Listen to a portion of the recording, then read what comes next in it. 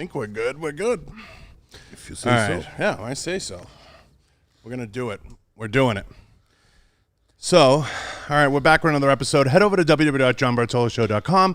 Go check out all the sponsors. I appreciate everybody who supports the show. I want to thank Rhino Metals, Gallo Technologies, Blackwater Ammunition, Galco Leather Holsters, Right On Optics, Manscaped. I always forget Manscaped. Your balls will thank you. I think that's everybody. I think I covered all the sponsors. Volquartsen Firearms, Scott Volquartsen and Volquartsen Firearms. We appreciate them. They are the shit if you shoot rimfire 22s. So, today's guest, I'm excited. I've been trying to get someone on, let alone someone of this caliber, to talk about citizenship, to talk about everything. But not only that, I get to get a legend on, which is always fun. I think so. Get the one and only Dennis, Big Bad Wolf. What's up, brother? What's up, John? I'm excited about this. You know, you have, well, first let's start with this so everybody knows. You competed. I got phones going off and midgets jumping. You competed at a time when, and I don't want to get into this shit, and everybody knows I hate talking about it, but you competed in the golden, really, it was a fucking amazing era to compete in.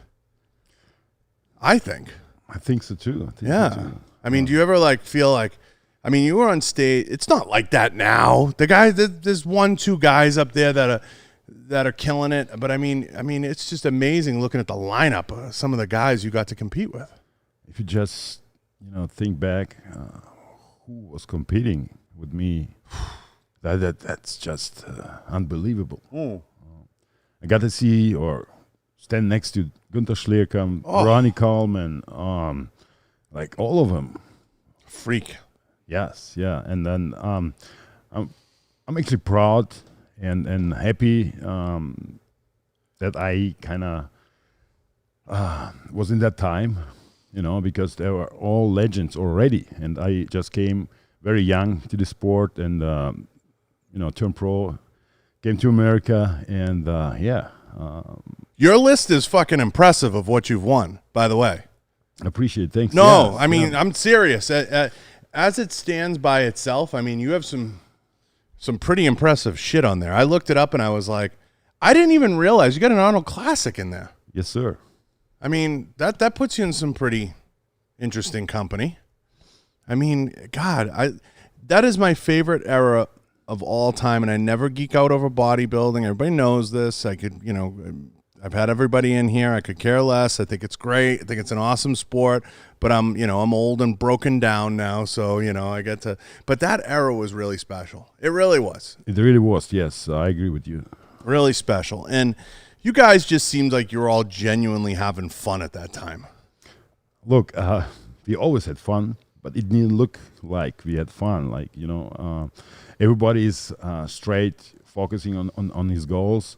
Everybody wants to win, and there only can be one winner. And if you just think back, how many top competitors, top guys, top athletes were almost there. The top 10 probably was so good that you could probably switch a couple of them, and still nobody could complain. I want to ask you one thing, because I ask every guy this on, and then we'll change gears.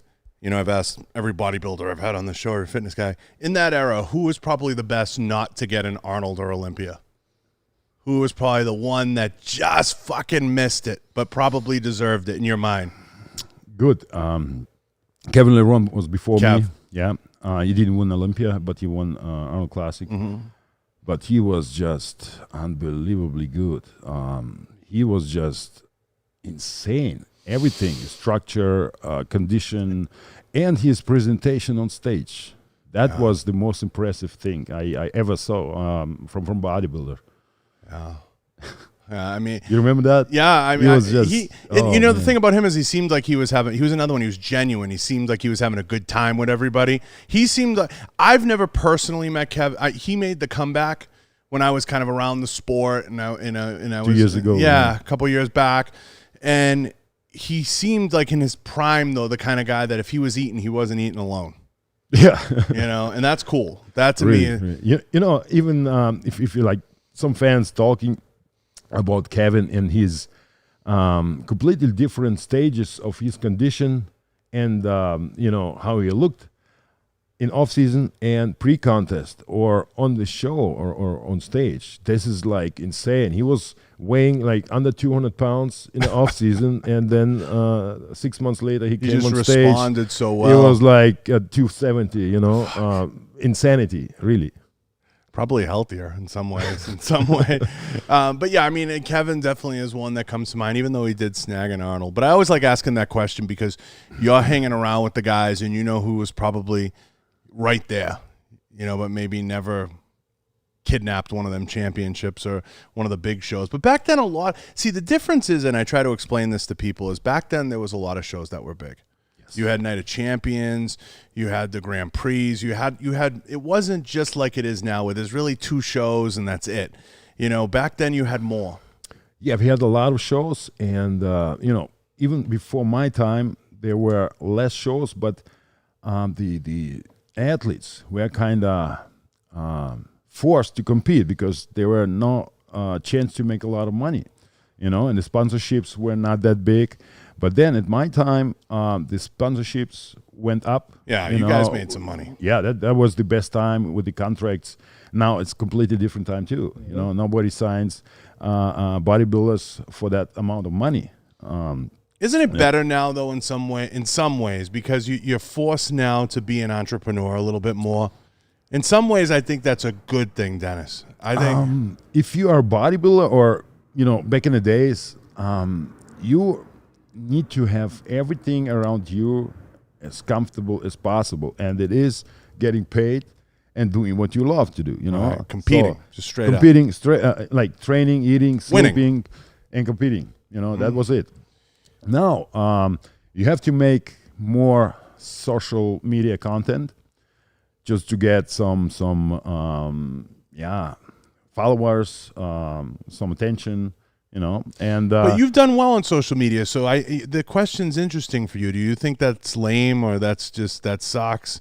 I think I think the answer, honestly, is somewhere in the middle. Yeah, I think so too, because not everyone is a type of I want to show everything what I do every second or every minute, and some of the people are making a lot of money from it. If you're active and you love to do that, being online on social media and do whatever you want, and you get a lot of followers, that's great. Why not? I love that. I think it's, I'll say this, and we transition to other topics, but I think it's a good thing in the sense that it forces people to be entrepreneurial, even if they don't want to be. It's kind of like, go buy the house, don't rent it. Yep. You see what I'm saying? Exactly. And some of these guys have to realize, yes, you don't need 1 million followers like you're creeping in on some of the other avenues and the success Jay's had, obviously, and others. But you have to have something. You got to have a little piece of the rock. If you wait too long, then you're not going to have anything when it's over. That's true. So it forces them to think outside of the box a lot faster. Now, the downside is, which I know what you're getting at, is in anything, in the shooting world, in the bodybuilding world, any world, you can't focus as much on being the best at your craft because you're pulled in so many different directions now, and you got to, show videos of you making eggs in the morning. It's a little intrusive. It's a little different, right? Yeah. Back in the days, there was no social media, and this is like day and night difference from back now to now. It's everywhere. So back in the days, you kind of, if you just were asked from your sponsors to like post something, or just to take a picture, you're like, oh man, I'm busy, like I'm training. What the hell do you want, But it's not like that anymore, and that's like you said, you kind of being forced to do more online, to get the attention. If you have the right team and you have the right people, it's like anything. It can be easier, and guys I know like you and bunch of people, Jay, have managed to pull in the right people to kind of get content and do some cool stuff. And I think what is cool about all that is people love to see the you now. Like, you look great now, and you're training and you're doing different things and you're doing what you love. And it's not always about being a hard gainer or a hardcore guy. It's just, hey, this is me. This is what I like now. Hey, You don't like it? Go down the Right. street. In the beginning, after my surgery, and being not that big anymore, I had some trouble, some mindset problems, to just post something that the people see me how thin I am, like how skinny. Like I felt I was skinny, but for most people I was still big. If I walk in the gym, You look great now. I mean, I think Appreciate it. Dorian broke that wall down too, though. yeah, Because Dorian all of a sudden was like 80 pounds. Yeah, Dorian showed like how it is important to stay healthy. It was the first guy who I kind of witnessed. He came from being big, small down, Tiny. Lost a lot of weight and started doing some different sports. And what he's doing now is just enjoying his life. Functional Training, and he has a huge supplement company. So he spends his life in Spain. I love that. Yeah, I think it's the best thing you can do if you're retired. He's one of the best stories. Oh yes, I always say it to everyone. And again, he's one of my all-time, just because the way he did it. He would come out of like seclusion. Honestly, when I started bodybuilding, I was training, in the gym, a small gym, and then we always had to watch the VHS video, I remember. from Olympia. And I'm old enough. never understood why Dorian won the show until I kind of got into it and understood what is important in bodybuilding. And if you just look back on the pictures and videos, he was just insane. He was so dry. He was so ripped. It's just crazy. And if you saw him live, that was like, oh my God, what is happening? Never seen something like that. I think a little bit of that mystique worked in his favor too. He kind of came out. He kind of came out of the woodwork. It was just. And everybody was kind of, not afraid, but nobody had like any idea what the other guys are doing. And Dorian was the only one guy at the time who trained less than the others and make the biggest progress than the others. So it's just, wow. Heads off. I think we all learn in life, though, that less is more. Yeah. I think we learned that the hard way, though. Yeah, I mean, we're trying a lot, and then at the end of the day, you think, like, oh, there's no shortcut. There's no shortcut. It takes time, and I think if you over push it or over pursue it, you overshoot it, whatever the goal is, you have to give it time. Everything takes a little bit of time to flesh out, and I think you look at people's careers and you look at the time that they spend doing whatever it is that they're passionate about, that pays the bills, that fuels them. It's funny because you guys, talking about social media, have a unique opportunity to give people a peek at other things that you love and other things that you enjoy. And that's very shocking to some people. Right. Are people always surprised by that? Do you get a lot of messages? Oh, yes. Oh, yeah. Tons of messages, especially when go outside, hiking or something like that, because I never done it before, and I started kind of last year doing more intensively. Going to Mount Charleston, I did the Beautiful Charleston Peak. It was like over 20 miles, and that was total insanity. I couldn't walk after that for 2 or 3 days because I was not used to it. And the reactions online are great, really. People kind of love it to see what I'm doing right now. A lot of compliments that I look healthy, or healthier than before, and things like that. And I like it. Yeah, a lot. Yeah, and I think it's a lot of fun to give people some insight into what you enjoy now. And I think more so than the posts, I think some of the lives and even like the YouTube type stuff, where you're able to put a 5-minute or 20-minute, Dave's real good at that stuff. Jay's video guy, right? You do some of that stuff. It gives people insight. Like there's more to me than just X or Y or Z or whatever X or Y or Z is. And that's a good thing. That's a healthy thing. People have to realize that you're not as robotic. That veil comes off a little bit, and people can realize there's so much more depth. And when you look at that, you start to understand how somebody ticks. Right. Like I can understand in 10 minutes of spending time with you, what you're so much funner and you seem so much more energetic than what I might have thought 15 years ago, right? Yes, yeah. Social media gives it the opportunity to Like you're gonna bring rip that, my to head show off or that. something. No, but I could probably because That's- of the power you have, the strength and everything. But you're right. If or as I was in the beginning of bodybuilding, of course I bought a lot of DVDs, and I didn't. I was not interested in training, how they train, because everyone has his own system, and you need to figure out what works for you or what not. But I was interested in life around the guy. What is he doing besides of training, sleeping, and eating? That's where the secrets are. Right. So, and I was only or watching these videos because of that. It was interesting, and that's why right now I think it's just more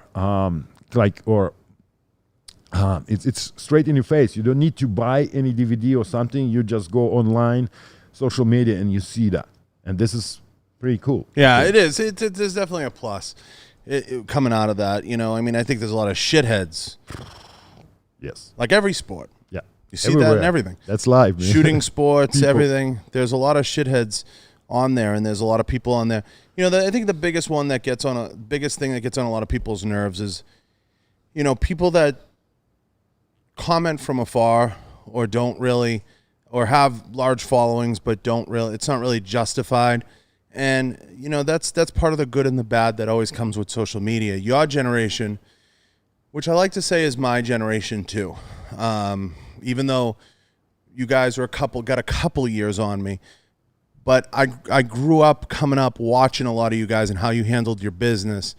I see it as, who the fuck are some of these punks, that come along and they have these pages or they have this following and they're just kind of become profiteers off of it. And that sometimes can be the downside. Now, is it necessary for a sport to evolve? Of course it is.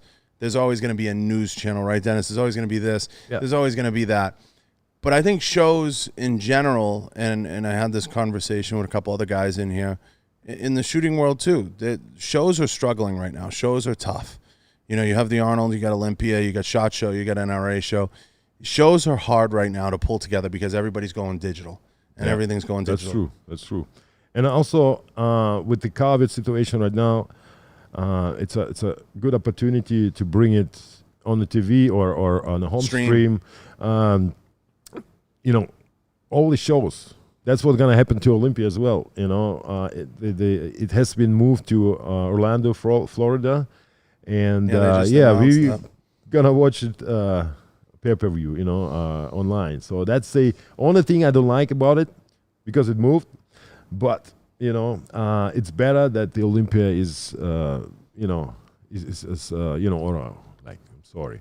So it's better that the Olympia is still happening than it has to be canceled, And but yeah, we are in this time, so we are watching more and more pay-per-views right now. I don't know why they got away from that. No one can answer me. And I've asked everyone. Remember they used to. They were successful with it. I would always put it that way because not everyone can travel, not everyone can spend so much money for a show like Olympia. You spend a lot of money just coming like. Did you ever hear a rumor of a reason why they stopped doing that? I don't know. Because I know it was successful. Yes, in the beginning. The play-by-play was a little shitty, but it was. Okay. There were so many streams in the past. They were shitty. Yeah. Yes. Yeah. But I think if you do it right, you can always do a pay-per-view from big events like that, Arnold or Olympia, and that's a big plus. I think. Really think it is. Yeah, we're gonna have to see what happens. I mean, the show thing I always like to bring up because I do love shows, but I think shows in general are dying, right? So it's hard. The smaller ones are very hard to keep alive unless they regionalize them and put them all under one roof and they add other things like what Arnold's managed to do. I think they need to bring something new to the shows, but it's hard. I mean, we have so many shows or so many amateur shows that I actually don't even know how many pros we are adding to the professional league every year. So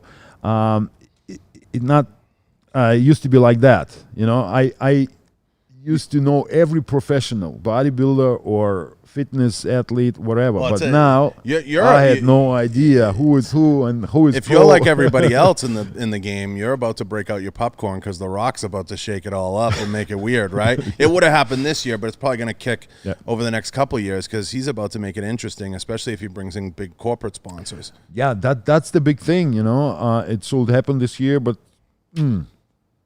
Yeah, but I think it's gonna be a completely different show with everything else. We have no idea of. I think he has a great production team, and I think they're gonna bring something really good. What would be great for the sport, and I'm jealous because I'd love to see it in the gun industry. What would be great for the sport is he brings the corporate dollars, and that's what you guys need. I guess. I mean, to me, to support all the people coming into it and get the money back to where it needs to be, you need that. I mean, you know, Joe Weider always tried to make bodybuilding mainstream. I don't know why it didn't happen. You know, I don't understand that, because if you just think about it, just think about it. How many people follow bodybuilders or know who is the top bodybuilder? Even the actors understand, you know, who is the See, now you're getting into something. You're getting into something I'm passionate about, marketing, right? So if you listen to a few episodes, I have a theory on that. My theory is he did. I think what Joe did, what Arnold did, what that class did was really, truly amazing. I think where it hit a sticking point was the achievements got completely unrealistic and people couldn't relate anymore. And that was the hard part, because you guys were on such a level. I mean, I was around the sport my whole life, blessed to be around the sport my whole life. I've trained with everybody, with the exception of you. But that'll happen one day. Right. I'll hold your weights. But I enjoy the sport. I enjoyed being pushed back when I could do it. I enjoyed being, around the guys and hearing the stories. But as I was always the guy that got the guys their guns and hung out with them and whatever. And I think just being around them, it reached a level, like I would look at some of them, whether it was Branch or whether it was, Ronnie, some of these guys, and I'm like, God damn, it's so amazing, right? But that top tier was so fucking good. Yes. That's hard for the normal people to understand what is going on. You know, why we're doing this, how we're doing this, and what kind of mental. A good example. Focus we have on this stuff. It takes years. It's not going to happen in 10 years. Yeah. I'll give you an example. People could relate to Babe Ruth, right? Normal dude, right? But stories I've heard back then, not a lot of people were lucky enough to meet him, or TV wasn't what it is. People said his hands were like a bushel of bananas, and he was enormous. He was enormous. The bat was like a stick in his hand. Now jump forward to when, A-Rod was playing third base. You understand this, at 250 fucking pounds. I mean, that's insane. It's a lot of weight. You know what I'm saying? A big boy that could move like that. Yeah. Don't forget he was a shortstop. Let's remind people, a second baseman, whatever. Yes. It's crazy. So for people to understand, so I think Joe did take it leaps and bounds. I think the marketing kind of failed you guys. As your generation came in, you were at the highest of highs because the product you were putting out was fucking amazing. And let's, strictly from a marketing standpoint, the product you were putting out, you guys were ungodly. You had the DVDs clicking. Everything was hitting. I know some of the deals, the Muscle Tech. I know the deals that were out there. Matching prize monies, everything. You guys had it on. I mean, when you won the Arnold back then, you got a Hummer, you got a freaking watch, you got a, I know all the. Well, not me. I'm the only guy who got nothing except of the check. You get the check and the jacket. The jacket's worth something. Yes, it's a great one. Yeah, but it's too big now. But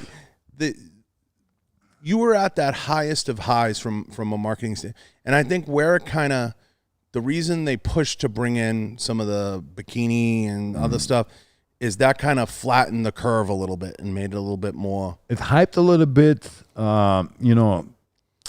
Where do you think it went wrong? I don't know. The thing is, look, if we are talking mainstream media, is TV. You know, I mean TV. It's I knew like you were gonna say what Dana White did with UFC. You know what I mean? Mm-hmm. And this is Even WWE. yes, and that's what I think bodybuilding couldn't reach. You know, like Dana White with UFC, with the Ultimate Fighter, they had to invest a lot of money. Nobody even want to watch that in the beginning, but then people start like following it. Oh man, there's martial arts, and that's this type of show never seen before, and this is on TV, and that kind of pushed them so up, and that's why they got so successful on mainstream media. On that ESPN Plus. Yes, That's the smartest now. move. Yes, yeah, he got this deal years ago, and man, that's for free, and that's what fans like. From a marketing standpoint, the smartest move Dana did was that ESPN Plus deal, because he knew he needed a platform to host everything, and he knew ESPN Plus was the place. What I like that he's doing, nobody's talking about. What I like that he's doing is he's building out, Dennis, a lot of the competitive jiu-jitsu stuff, a lot of like the grapple matches, and I think you're going to see him slowly incorporate some of the celebrity type matches stuff. Not celebrity, but like the legends type matches too, because I think that's interesting to me, especially where you have the powerlifters now doing their thing and Tyson. I'm not saying Dana's going to jump on that, but I think the first person that designs a streaming service that has a lot of that unique content is going to hit a home run, because now the arm wrestling's coming in. So much stuff is coming in that's fun and exciting. But you're right. I think Arnold and I think the sport tried to take some people with them, but I also think acting and mainstream stuff isn't for everybody, because we see it in the shooting world. You put a mic in front of some people, it's not their gig, man. They just want to get on stage and win. Right. It's not their gig. A lot of people like that. Yeah. Yeah. Yeah. The only thing, you know, what didn't work out is you know, bringing bodybuilding on TV. I think the main reason is because we don't have, you know, shows with happening every weekend. You know, like the other sports, even UFC. You know, you can do it every weekend, because that's different type of preparation. You know, a bodybuilder cannot be totally 100% in shape whole year round. It's unhealthy. You know, and that's why I think that was a little bit hard to do that. But if you're saying, oh, it's not mainstream sport, but it is somehow, because everybody knows about bodybuilding, about bodybuilders, and about, you know, champions in our sport. There's not a person, I'll say something bold. There's not a person that's in any type of media that hasn't at some point been in a gym. And if they tell me no, I agree. And I will be able to figure out that they're lying. Yeah. Because they've gotten on a treadmill, they've taken a walk, they've done something fitness related. They've dieted. Yeah. So to me, the biggest failure, you're probably right, is maybe Mannion or someone not getting together and saying we need to get into streaming. Part of the problem, and it's not all on Jim, it's the magazines fought the tide for too long. Of course. I mean, it's you know, nobody buys that anymore. It's all online, and that's the problem. But as I said, I think that's the problem when we have You should start an agency. You and I. No shows every weekend, and that's because we cannot keep the shape 100% for a whole year or a long time. Because I remember I was doing always like 3, 4, 5 shows at the most, and at the last couple shows, I was almost kind of feeling, yeah, man, I need a break. And then I remember the words from Dorian Yates as he was telling, or kind of, telling his story when he was so dry, so good condition, he couldn't walk because of pain in his feet. And I didn't understand. And then I figured out, now I know what he's talking about, because there was no fat at all. you know, and you had just bone and skin, and I couldn't walk on the And you got to be so on the selfish. floor. Yes, so and this is this is what I'm talking about. You cannot be, if you're in shape, you cannot keep that for a long time because it gets unhealthy. So let's change gears. Citizenship. Right. Why here? Why now? Look, I was born in a country. The country was at the time socialist country, communist country. So USSR, so Soviet Union. Part of the Soviet Union, Kyrgyzstan. So it was like European Union today, but all Russia. So it means I don't know how many small countries were, in the union, right? And after years, I think after 10 years, we moved to Russia, and at that time, the Soviet Union kind of crashed, so it was over. So, and I understood what it was, what was the difference, when I came to Germany then, with the age of 12, So in Russia or Soviet Union, the only part what I didn't like, as a kid was standing in line in the store to get milk or something, or bread. That is still in my head. But in Germany, I never saw something like that. And then I had the opportunity because I was I'm an athlete and had a great sponsorships. I had the opportunity to move to the United States. And you're like, get me the fuck out of here. Yeah, no, I mean, it was always a dream, because you saw all this Venice Beach training videos and all this stuff. And if you're young, you believe that. Then you get out here and the crackheads are on the corner. Yeah, oh yes, exactly. When I went to Venice, I was like, what the hell is going on here? So, and I'm here in the United States for almost 11 years. I have my green card since 2012. So I came first with a visa, P1 athlete visa, so I can work here.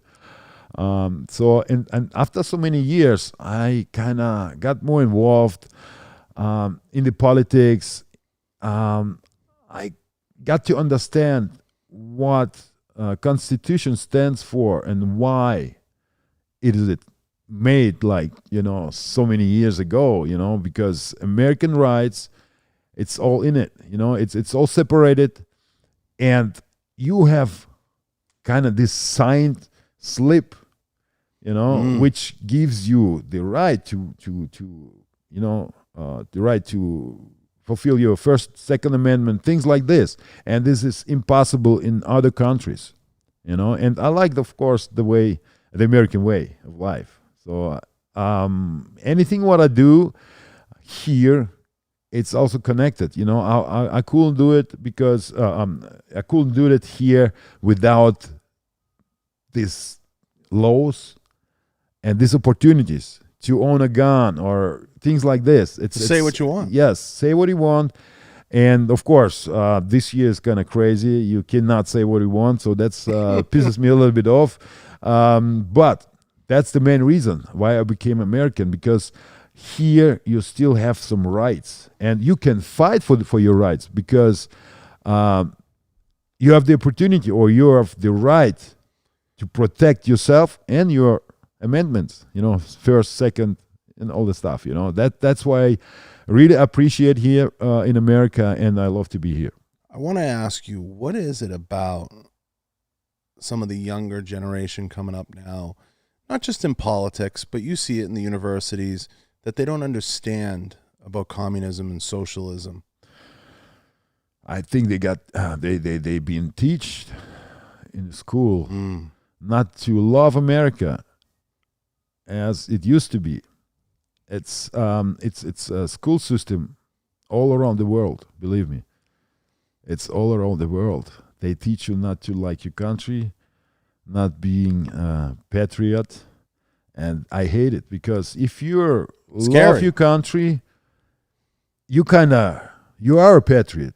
If you love it and defend it, and especially like as Americans, they've been to so many wars, and they understand what it means to fight for your country, even if it was in other countries. But it is political decision to send the troops to any countries. And now our president taking them back. So they're all coming home. And this is what is very, very important and a good thing. Very good thing. Because, we don't need to lose so many lives, so to just participate in in other conflicts. Yeah, it's terrifying when you see, for example, without getting too political, you see in this last election, Miami was a big one, the Cuban vote. Yep. That went mostly for Trump, a large segment, and Democrats run around and Dennis, they're like, how can this be? But they don't understand. These people lived under communist rule. Exactly.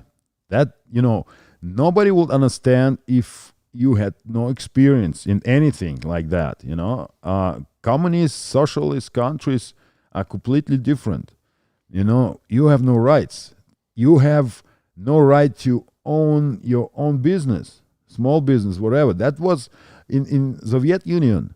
There was no small businesses. There was all from the state, from the government. So if you have work, you work for the government. Anything is owned by government. Do you think they're using COVID now as an excuse to get rid of small businesses? It's a theory. I think they started COVID because of the election. Anyways, but I don't want to get too deep, but it's my opinion, and we are in America, and right, First Amendment. Yeah, no, and I think. But I guess I think they made it because the election was coming up, and they needed to push this mail-in ballots, mail-in voting system, Horseshit. whatever, horseshit, exactly. So how can you do that if there's nothing like that before, and then that it is like it's the easy thing to fake. I don't bring it up to get you into the politics. I bring it up because you grew up in it and you can see it. Yeah. And I totally understand and see the difference. I was living in 4 countries now. So Kyrgyzstan, Soviet Union, Russia, Germany, now in US for 11 years. And, I feel like a gypsy, so no home. Oh, you're home now. Yeah. Yes. And that's why, I made the decision to become an American citizen, because I think that's the best country and the country with the most opportunities. Yeah. And I try not, it's not to make the conversation political, but I see you as an expert because you were there and you were in it and you can comment on it. You could say, hey, it was the greatest thing ever. Waiting in line for bread was the greatest wow, thing. Yeah. If that will be like that, I think we will still live there. But come on. It's hard. It's hard to explain and hard to bring it kind of or put it on a table so that people understand what I'm talking about if you're not had the experience. It's the same if you're never squatted. You cannot tell someone, hey, you need to squat that much or like that, So it's kind of the same. Yeah, I mean, I think we're going through right now a little bit of a global correction, and I think, this shift that's happening, and you can make it political, you can say COVID, you can say anything you want, but I think this shift is something that we hope that reasonable minds will rise up and say reasonable things. Yes, yeah, I agree. I as much as I hate to agree with him, and I will quote him and make it political for 1 second. Bill Maher had an interesting take, and I don't make it about Democrats or Republicans. He said something the other night. He said, you know what kills my party and kills my people is we're so obsessed with being radically politically correct. Dennis, you can't do anything, and you can't be a man anymore. You can't hold a door for a female anymore. And if you do, you're in trouble. If you don't, you're in trouble. We're in a funky this isn't political. But it is crazy. I understand. And, it is like you're saying it's really like that. It's crazy. Mm-hmm. It's like, you're not allowed to be a man anymore. Like, you're right. You can't. You're right. You can't. I mean, Could you imagine? I mean, we're in that same generation, and I'm a lunatic, but you can't even, you have to be so careful and so ginger around people, especially somebody like you that's in a little bit of the public eye still. People know who you are when you walk a show, at the very least at a show or something. You have to, everybody, it's got to be, extra. You got to be extra with everything. Look, because that's the thing, if you kind of say your opinion, I think nobody should judge you, right? But it's happening right now. And the last 4 years, there was like. But I think we're going to win this one. I think we'll win that one. Yes. I think we'll win the opinion one. Yes. Because I see it. I see it turning. The reason I say that, okay, the opinion thing, forget about Twitter and all the bullshit. Forget about that for a second. Oh, man, that's insane. That's another story. Oh, my God, yeah. But forget about the Twitter stuff and everything else. But I think we win the opinion one. You want to know why? That wheel, like the Me Too movement, the wheel spins too hard the other way because it all becomes look in the mirror, right? We've all done something wrong in our life. Everybody said something that isn't the right thing to say. Everybody's done something. And I think what people hate the most about somebody like, say, Donald Trump, for example, I'll pick on him because he's at the top of the table, right? He owns it. Yeah, I said, fuck you, whatever. But I think we have to get back to at least some I'm not saying be mean. We have to get back to some semblance of you can say what's on your mind. Yes, and you should. And you shouldn't be punished for it. Not at all. This is then the Constitution is nothing worth if you're being judged on your opinion, right? It's a good point. I think so. And then like if you just go through these election stuff, I don't want to go deep in it, but you can see all these famous actors, there's some kind of put it out almost daily, complain and make everything sounds bad, but hey, you're still there. It's all still better than in other countries, or you know what I mean. But it's going the wrong direction. You are not allowed to say some things where Democrats don't agree with you. Things like this, and people are kind of it kills the art. Yes, they going crazy just because you support the president or you not support the president. But I think your opinion should not be that open. If you're kind of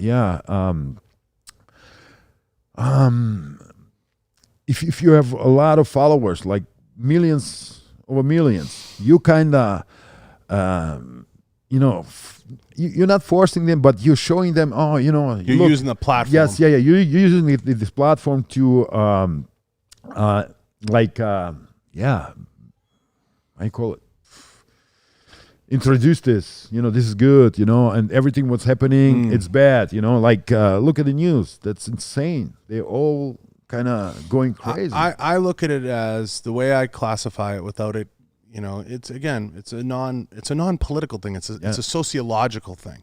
It's become radical political correctness is what it is. That's what it is. But it's not only here in the United States, it's everywhere. Europe is even worse with this political correctness. And coming back to sport, what it kills in sport, Dennis, is you can't look at someone anymore and say, you lost. You got to work harder.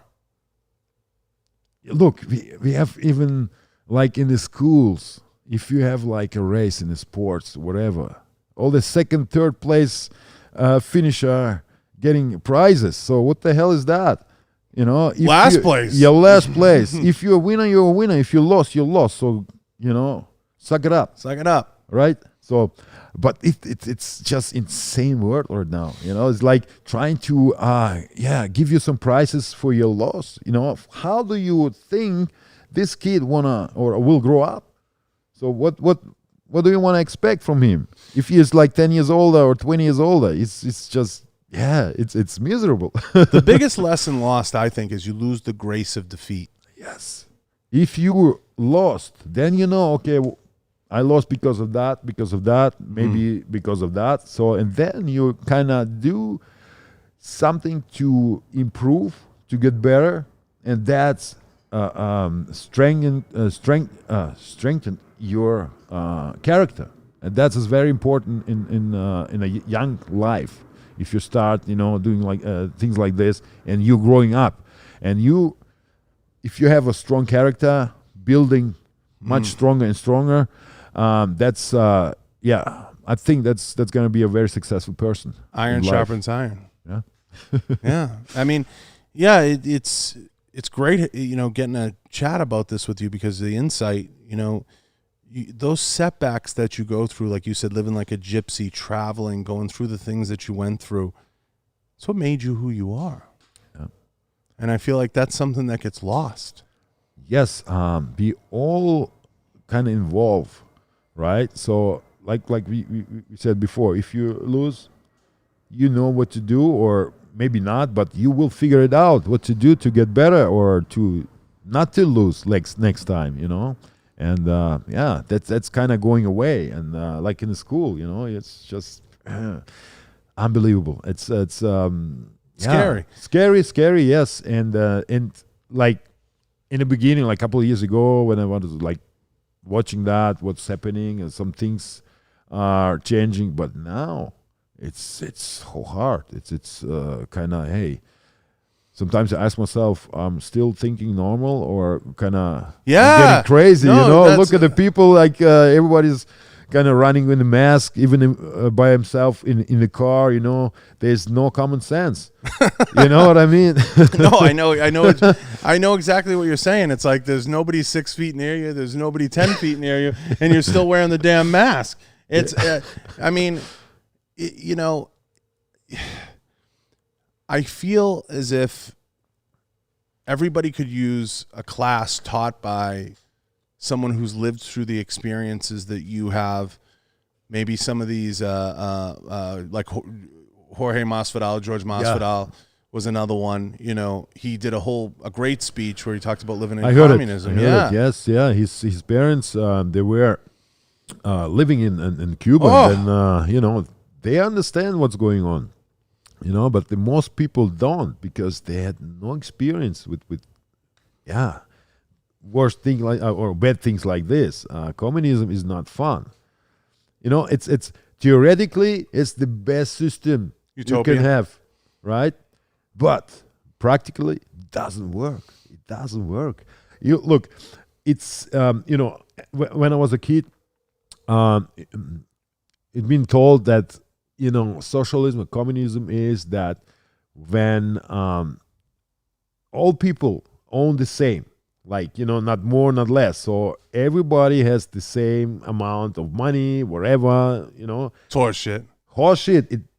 But then I was asking myself, why there are still people who kind of are richer than we are, So that's why even at that age, I started like asking myself, what the hell is going on here? They'll kill you. Totally bullshit, They'll exploit you. Yeah. But as a kid, you can ask questions, but I don't think if you're grown up and living in this system, you can ask anything. Hey, you gonna get thrown in a jail or something, or is even in the East Germany, there was a socialist country, so part of East Germany was a socialist country, and you can talk to these people from East Germany. They tell the same story, and they did it already. They went on the street in 1989, and they made it. Then, but anyways, like I said, nobody will understand what we are talking about when you really had the experience. I see a future calling for you, Professor Wolf. Professor Wolf. I think there's a place for that. I think practical, common sense teaching. Nothing is impossible, right? But yeah. I mean, you're I right. think people could benefit from it, at least understanding. I was a kid, but still, going through this process, like I said, waiting in a line in the morning just to get some milk and bread. Damn. When people ask me all the time, they say, John, they say, well, they'll ask me a question, you know, on the show, or some smart ass will ask online. They'll say, well, what is communism to you? And I say, communism is how long you're willing to wait in line for food. Exactly. You're right. Yes. Yeah. That's the first sign. It's hard to explain, but believe me, this is so bad. So bad. We were standing in line for 3 hours. I remember that as a kid. But anything else was great. You know, I had a lot of free time because my parents were working from from morning to night. I saw them just before I went to bed, or sometimes just in the morning. Getting ready for the school. That's it. I had it the same way. I think that was the best way, though. I became a loner. Yeah, look at the kids right now. What the hell is that? They just on the screens, iPhones, whatever, and don't have actual friends. We're the last, you do realize we're the last generation. I said this to someone, because with the 40-somethings, really 38, I would say, to about 45 is the last window where I didn't have a cell phone in high school. What? Yeah, it wasn't until college that cell phones started coming in, and towards the end. Facebook wasn't a thing till I was done. Yeah. So probably 2002 or 3. Does that ring a bell? 2004. Social media, started to come in. Started, yeah. But look, I bought my first iPhone in 2010 when I moved to United States. So before that, I had no idea what's going on, Yeah. So, and it's always everything was personal, If you want to see the friend, you just call them and meet with them, right? Anything like that. But now it's just different. You're more it's not because Corona, but it was before already like that. You're more in internet world. So I know it because I have 2 younger brothers, and the youngest is also no friends. That's what I see, but I don't know. I might say something they're on wrong. the internet. Yeah, they're all on the internet because he's a gamer, too. So I'm bullish on gaming, though. I do respect and love streaming and gaming, and I'm bullish on that. I think that there's big money in that. Oh yes. I think that there's a space that the issue I have, and part of the reason I started the podcast was I would be on the phone and talk with all these great people. And I wanted to start a show where I said, geez, I talked to all these great people. I should really record this. And it was a chance for me to put the phone away for an hour and a half. And Dennis, I got to tell you, like when I'm done, I feel like I have a better connection with the person I sat with. And they become, not somebody I text with every day, but they become a friend. Right. Because how often do you do something like this? Very, very because unlikely. It's all this. Look, like I said, texting is not a real conversation. It's and it takes you away from kind of this connection to our social connections. If you text or just whatever, just put a like under a picture or video. It's a completely different story. And like I said, it takes you away from social contacts, and I think it's a big mind problem too, because your head is not working the same if you're not meeting friends or whatever, or having a conversation, a good dinner, whatever. Dinner, yes, exactly. So I never thought the 21st century will be like that. Do you ever see the movie Idiocracy? Mm-hmm. Yeah, so I know exactly. Yeah. We're kind of moving this way. Well, I mean, I think more like 1984. Yes, artificial intelligence and yeah. And there's always good and bad that comes with everything. I mean, there's a lot of good, because even take yourself. You have a giant platform. You have the ability to reach quite a few people, fans, supporters, whatever you want to call them, followers, whatever it is. And that gives you a platform. That gives you the ability to say, hey, this is information. Do what you please with it. Yep. But I think the downside is the power that wields, and how that gets influenced. And we see it, especially in certain instances where people never truly wield that power freely. There's always some oversight. And we're seeing that now even in the social media stuff. And if you go to the Twitter and the things like that, the censoring and everything else. That's what's getting scary. I've always been a big fan that every account should be verified. I've always been a huge fan of that. Why not? I mean, if it's you, right? 100%. I've always been a fan of that. And I've always been a fan of, I think if you're going to be in the social media space, whether it's your Jack at Twitter or Zuckerberg, but see, here's my theory, and I want to get your take on it. I think that all those guys going up in the college system that I came up in, I don't think they're Democrats. I think they're anarchists. Because this is the thing, Jack Dorsey has all the money in the world. Mark Zuckerberg has all the money in the world. If they want to go live on an island, if they want to buy a fucking island, they can buy an island. They just want to see the world burn. Yeah.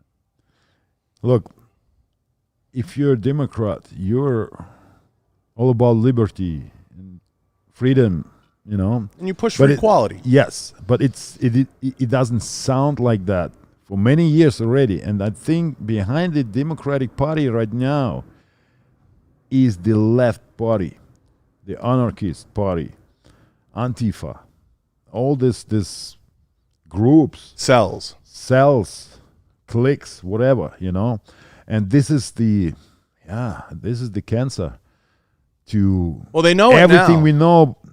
We know, freedom, liberty, that's the cancer.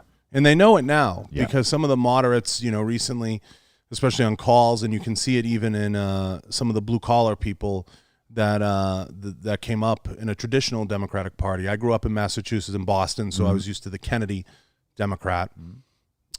They have gotten on conference calls. They've gone public saying, we cannot be dominated by this radical side, but that plays into my theory. I think they're all anarchists. I think Jack Dorsey hangs up his Zoom with Congress, right, Dennis? I think he hangs it up and he's laughing. Look, I mean, how many times were these guys speaking in front of the Congress? Yesterday, the last time, or 2 days ago, that was the last time. Look, this is just insane. If you are a CEO and you have no idea what's happening in your company, come on, man, come on, and always like, I'll get back on it to you and whatever, and I have no idea, and then things like this. And it tells me, just me, because it's my opinion, they laugh at us. They laugh. They don't care. They don't give any damn about us, normal people. And that's the problem. It used, the Democratic Party at itself, it stands for freedom, liberty, but it's not what it is right now. Behind that party is somebody else. And that's a big problem, I think, because most of the people don't understand because they're watching news, and what the news are telling us, we have a new president. You know what I mean? And if you believe that, you have no idea about the laws in the United States. You have no idea about how it being handled. All the election decisions and everything. But what they're doing is just pushing that in your mind, in your head, so you believe it. But if that will be like I said, something wrong. Oh, look, there was some mistake, maybe some fraud, and let's figure it out. And until then, we wait. Until the Supreme Court decides whatever. But they're not doing that. So it shows me that they are pushing it. They're pushing it and lying. Well, I don't think there's a person with any common sense that doesn't believe for 1 second that there wasn't some kind of fraud. I think that's a that's a given. If anyone believes for 1 second that elections aren't fraudulent, I mean, going all the way back, it's always fraudulent elections. Elections are, look, even in other countries, it's always the problem. I think the issue here is, Dennis, and I want to get your theory on it, I think they went all in on Biden. And I think the only thing Trump or anybody's trying to cast a light on, anybody with common sense, me, is, hey, whoa, what are we doing here? Maybe he won, but we can't turn this into a banana republic here. Yes. What are we doing? Just let the progress do the thing. Let it play out. Exactly. And at the end, there will be a decision. And, This isn't Venezuela. Nobody's above the law, but this is what they're doing. There's no decision made. They just bring some numbers and just, pushing that forward. What was it, 2 days after the election night? It's just unbelievable. It's impressive. Yeah, what's going on is just crazy. It's interesting in fitness because you see such a mix of different political views, different sociological views, different things, and it's always been such a sport dominated by, bravado, like, rah, I'm going to be a bodybuilder and I'm going to be, and it's nice to see, people come in and have opinions. And I gravitated very early towards fitness, especially in the firearms business and marketing and everything else, because I noticed a lot of these guys loved being guys and a lot of the gals loved being gals, and they liked shooting and they liked self-defense. And I always looked at fitness as a derivative of self-defense. Your body has to be in good condition before you can defend anything. I mean, you can't eat donuts every day and be in good shape. I agree. Yeah. You have to train. So it starts with your mind, your body, your soul, and then you can layer in the martial arts, which I know you're a big proponent of. The firearms are a form of martial arts. Valentina was in here, Shevchenko. She talked a lot about that. And I know that that's something that, coming from where you came from, you guys are passionate about. And there's something to be said about that and being able to be capable in all things. And that's why I loved fitness. And that's the first step. You don't have to be a top 5 guy. No, but you have to set your mind that way. That, that you're kind of make a plan how to reach the goal you set for yourself, and like us, it's every person has to overcome everything, the failures and on all this stuff, and that's like you said before, makes you a man or makes you the person you are, later. And but now the actual opinion is kind of under threat. You cannot say your opinion. Even if I'm an athlete, I have my opinion, but I don't force anyone to think the same way. It's just putting in information. Yes, exactly. So if you even if politics, if you support the party or the party, yes, I mean, that's your opinion. That's, it's you. I cannot tell you, oh no, that's, man, if you support them, you're a bad guy. It's not America, it's not I think this, I think it's dangerous too, even, very dangerous, even for fitness, because how long before it escalates to where, oh, you're in a gym and you're lifting weights and that's radical masculinity. And exactly. Look, I was traveling to United States for my first pro show in 2006. It was the Europa show in Texas. Oh, good show. Look, and at the airport in the morning in Germany, you got to go through some security, right? And like, I don't know, 20 feet away, there was a girl or woman. She was working as a security, and she told her partner, look, the steroid man is coming. Can you imagine that shit? My wife just exploded. She's like, hey, I want to talk to your manager or supervisor. What the hell is that? You cannot just say that. Oh, she said, like, oh, I used to have a friend. He was a bodybuilder too, and then it was just a joke. You know what I mean? That's like unbelievable. That's why I say, if you have an opinion, you have your opinion, but kind of not calling anyone names. That's not opinion. That's already acting as a fool and I brought up radical political correctness. I think that's a touch of Karen culture. Yeah. I can say what I want. You can't say what you want. If you say what you want, I can be offended. So I have a theory, right? It's not just mine. So I'm pirating some of this. But if I'm talking to a room of 1,000 people, in today's day and age, today, I have to make that 1,000 people happy. Every one of those 1,000 people needs to leave. Oh, Dennis was the best. He's awesome. But that's not reality. Exactly. And I said this. I had a long conversation with somebody. I actually had it on air too. And I said, if I'm talking to 30,000 people today, I don't care if 1,000 of them hate me. You can change the channel. I'd rather have the 1,000 that want to run through this wall for me than have 10,000 that I have to bend my belief system. It's not you then. It's not me. Right. You know, and what I think that the scariest thing that's going to happen, not just to this country, but to people in general in this globalistic society, whatever you want to call it, is people are going to start to bend and augment to make everybody happy. And that's not good. Hey, you're just gonna be a fake actor, whatever, you know. And then probably after a while, you start to believe this as well. The yourself, hype. Yes, you know. It's like with every lie.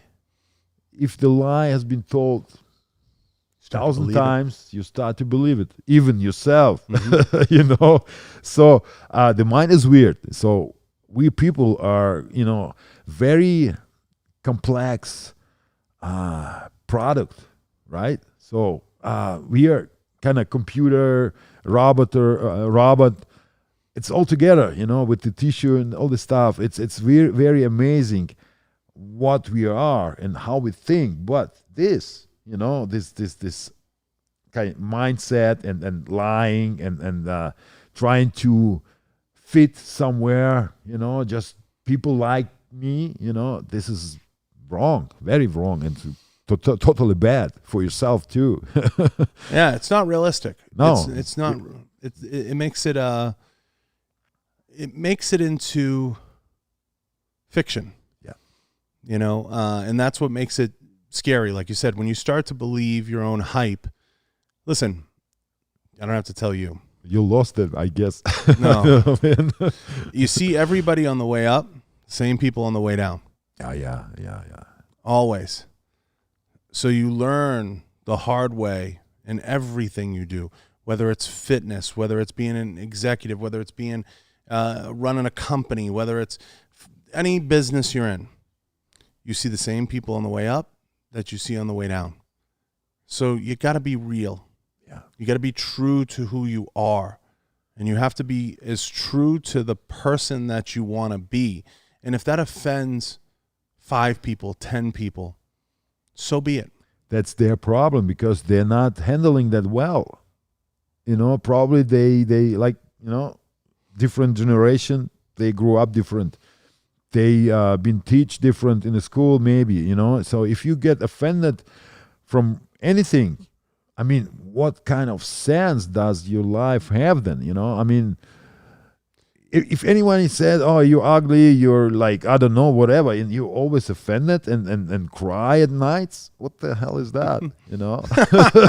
I have to ask you 2 more questions. I wanna ask you first, when did you know, when was the aha moment that you could make it in bodybuilding and fitness and just in life? Like you were like, okay, I'm going to America. I got something here. I can make it. When was that moment? Okay. It's I think it was not just, oh, I want to do it like now because, you know, I just I'm decided the shit. that. Yeah. I think over the years when I start training, following all these bodybuilders, you know, watching the videos, and of course seeing that in America is completely different story in sports, you know. And then when I won my first show, then I started like thinking, okay, look, I got something. Yeah, I mean, everybody was telling me I am, one of the greatest talents, because they saw me in the gym. Sure. Like, they freaked out all the time, but you don't see it by yourself, right? So you're like, and I was the type of guy who not overrated myself. So I was kind of keeping me low. Yes, yeah. So, and I know then the feeling. when I won something, I was even happier. You know what I mean? I was like not making anything up. Oh, I'm the best. I'm gonna win. I'm just cool. I just do as much as I can to win the show or to be the best at the show. But like I said, after I won the show, the first show, I started thinking about it, maybe becoming a professional bodybuilder. And then as I made a decision, going this way. Like the next 2 years were shitty. Yeah, every pro says that too. I lost my job. Things like that. And there was really, really uncomfortable times. And then one day, after so many years of struggling, I kind of came back, won the German championships. Half a year later, I won the overall title at the World Championships, and became a professional. But people will say, "Oh, you made it in 2 years." No, I had like long way until I reached that goal. No one ever sees that. Yeah, no one. No one ever sees like. There's always that aha moment. Okay, I can do this, but no one ever sees everybody says the same thing. Every bodybuilder I've had in here, at least, let me put it this way. They say, after I turned pro or I won my first, the next 2 years, and I know why that is, and I think you do too. It's because your heart is no longer in what's behind you. The job, that you start letting that shit go. But you let it go hard. You know what I'm saying? It dies hard. It's kind of like, but I still need the job, and I don't know. And it's a leap, you know what I mean? So you go through that period, and you just need mental time. Yeah. And at that time, I was still an amateur, So I figuring it out. Yes. And I was struggling, not having a regular job. I was doing a lot of security at the time, and that's how I financed all this. You do what you gotta do, yeah. Yes, yeah. I never would like. I don't know. Some people kind of don't go to work at all. Just to I'm a bodybuilder. I can work. Of course, it's harder to work if you're heavy. You have these shoulders. I could work as a painter anymore because it's all work over the head. So that was hard. So, but then I had to make the decision. Thank God I had my wife already, and she was working. She had a great job. There was a huge support, and of course I had to talk with her about things like that, because that's not just my goal, that's our goal, because you want to kind of reach the goal and living that life, that you're making more money than before that and things like that. So you kind of set up everything, and if your wife agree on that, happy wife, she's happy, then you have a goal. So if I would be by myself, of course I would probably do the same, but it will be a little bit harder without the support like I had. That's really, really great. I always tell people, you need someone. It doesn't matter it's your girlfriend, wife, or best friend, to kind of give you the best opinions he can give, like a friend or someone who wants also something good for you. And that's very important. As a bodybuilder, you're kind of focused on one thing, but the things around you are not irrelevant anymore. So you need some support and help. Don't wait in line for bread. Yeah. Now, the other thing I wanted to ask you before we've already been going for what, an hour and 20? What are we into here? I want to, you stepped away at an interesting time. You stepped away gracefully from the sport. Not a lot of guys do that. I looked at your track. You kind of you got out when the getting out was good. Yes. You didn't hang on. Yes, but I was forced. was forced to stop competing, stop being bodybuilder, professional bodybuilder. Yeah. Unfortunate. You okay with that? Now, yes, Yeah. I am. But it wasn't always like that. Straight after my injury and the surgery, I was down. I was down for months, like trying to figure out what's next for me. Is it better to happen that way though? Looking back. Looking back, I still don't understand it was a good thing or not, because the good thing is I think it's good for the health.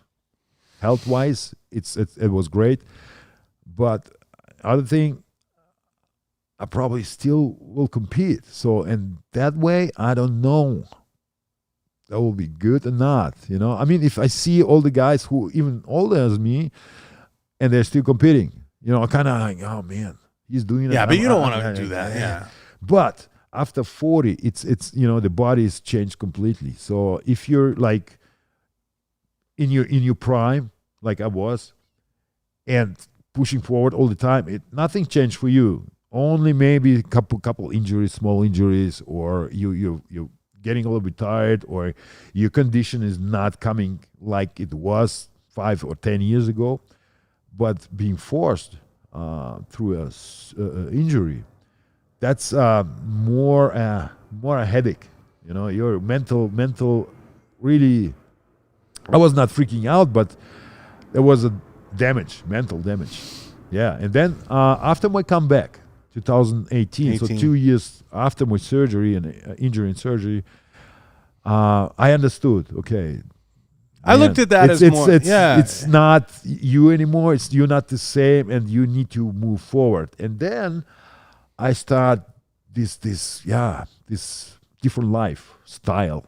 So, I looked at that more as your farewell. Like it was kind of like one last, Yeah, but you didn't hang on, and the No. guys do, and you know what I'm talking about. They creep down, way down the ranks, and they're hanging on, and they're still competing now, and you're kind of just like, what are you doing? I never wanted to be that guy. Yeah. I've been to many shows as a guest poser or holding seminars, and if you see guys competing, they're over 40 or over 50.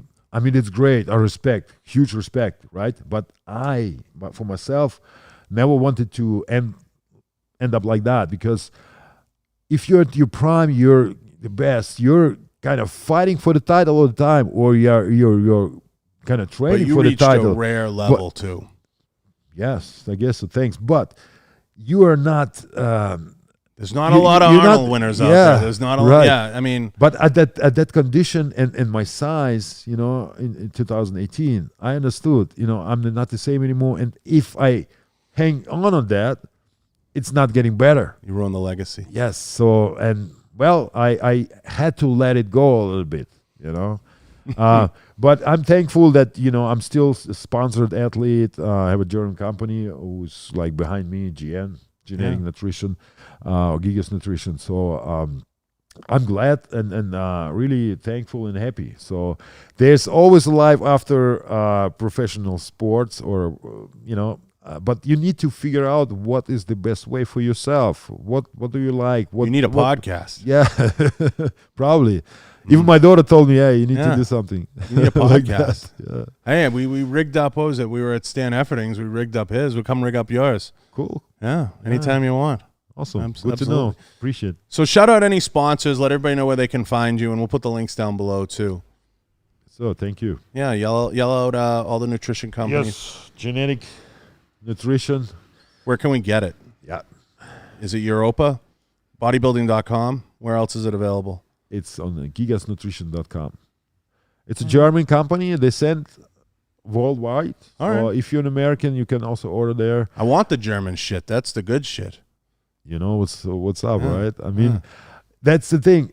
In America, if you have production, like supplement production, there are no, actual tests until something happens. Until something happens, right? In Germany, it's different. Yeah. You do all the tests, you spend all the money until it's approved for the market. I'm ordering today. Good. I'm ordering today. Listen, Dennis, it's amazing having you. I've been kind of from afar chasing to have you on to talk about everything you've been through, just the socialism, the immigration status, everything. I think you're truly one of the underappreciated bodybuilders of your time. I really do genuinely believe that. I hope you do more of these. You're welcome back here anytime you want the mic. I think you do need a podcast. Hearing your story and getting to spend time with you, and I pick and choose the guys I have on from the fitness industry very closely because it's important to me to have just great dudes on that just have a story to tell, and yours is amazing. There's no question. So thank I appreciate you, John, very much, and thank you for having me at your on your show. I appreciate it. Much appreciated, and anytime. Yeah, you're welcome anytime. Yes, I'll be glad to come back again. And thank you very much for everyone for tuning in and supporting. Listen, all of us. Gotta support you guys. I mean, I think especially your journey, your story, all the things that you've done, they're amazing. And I hope everybody listens, pays attention. Go give Dennis a follow. Do you still use the Big Bad Wolf? I like that. Yeah. I like that. Yeah, I got this nickname. I don't think you're so bad though. In 2007. Yeah, but it's about America. America loves nicknames. Yeah. True. I don't like people who give themselves a nickname. This is like, what the hell? What is this? I know. If you get one because you do things, whatever, I had the name, last name, and I was big, so Big Bad Wolf. That was cool, and I got it 2007. I don't remember who gave me that, either Bob Ciccarello or Sean Ray. Bobby Chick. Yeah, that's when the voice of Olympia. Yeah, that's the first time I heard that the Big Bad Wolf. They called me out like that. The man with the most amazing suits in the sport. Yeah, he is always fancy with his suits. Yeah.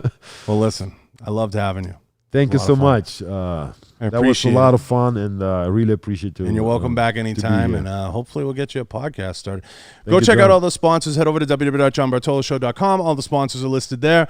I want to take a minute. I want to thank Pink Box. We got some delicious donuts. I'm going to try to coax Dennis into having one. I want to thank Gallo Tech right on. Blackwater Ammunition. I'm all over the place. Who am I missing? I'm missing everybody. Volquartsen. Rhino Metals, Enforce Weapon Lights, Manscaped. Your balls will thank you. Yeah. And leave reviews. Forget to ask for reviews all the time. Always good. Yeah. Always good. Forget to ask. But I want to thank Dennis the most. I appreciate Dennis for coming in. Go check him out. All his links will be down below. We're out.